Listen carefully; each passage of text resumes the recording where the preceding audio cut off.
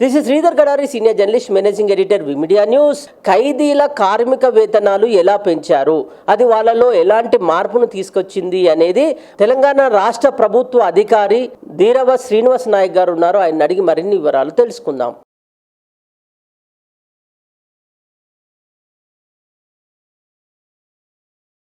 నేను జైల్లో శాఖ అసిస్టెంట్ డైరెక్టర్గా చేశాను. అప్పుడు ఆంధ్రప్రదేశ్ జైల్ ఇండస్ట్రీస్ అన్నీ కూడా నేనే చూసేవాడిని. సెంట్రల్ జైల్స్, దాని తర్వాత ప్రిజన్ అగ్రికల్చర్ కాలనీస్, దాని తర్వాత ఉమెన్ జైల్స్ అన్నీ కూడా ఇండస్ట్రీస్ యాక్టివిటీస్ అనేవి నడిచేవి. అయితే దాంట్లో భాగంగా వాళ్ళను మొత్తం ఎవరైతే ఖైదీలు ఉన్నారో ఖైదీలను 3 రకాలుగా విభజించేవాళ్ళు. ఏది స్కిల్డ్, సెమీ స్కిల్డ్, అన్స్కిల్డ్. వాళ్ళకు వేతనాలు కనుక చూసినట్టయితే కనుక ₹3, ₹2, రూపాయి ఉండేది.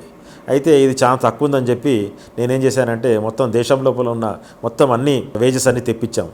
అన్ని వేజెస్ తెప్పిస్తే అన్నీ చాలా తక్కువ అన్నమాట.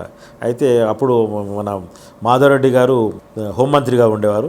వారిని రిక్వెస్ట్ చేసి ఇక్కడ కనుక పెంచినట్టయితే కనుక బాగుంటుందని చెప్పి నేను కొంచెం చొరవ తీసుకొని ₹15 స్కిల్డ్కి, సెమీ స్కిల్డ్కి ₹10, అన్స్కిల్డ్కి ₹5 పెంచడం జరిగింది.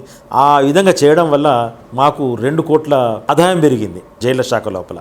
ఆ సంవత్సరం నుంచి నేను జైళ్ళ శాఖలో పనిచేసేటప్పుడు వాళ్ళ ప్రోడక్ట్స్ గతం లోపల ఏమాత్రం అట్రాక్టివ్గా లేకపోయాయి అనమాట.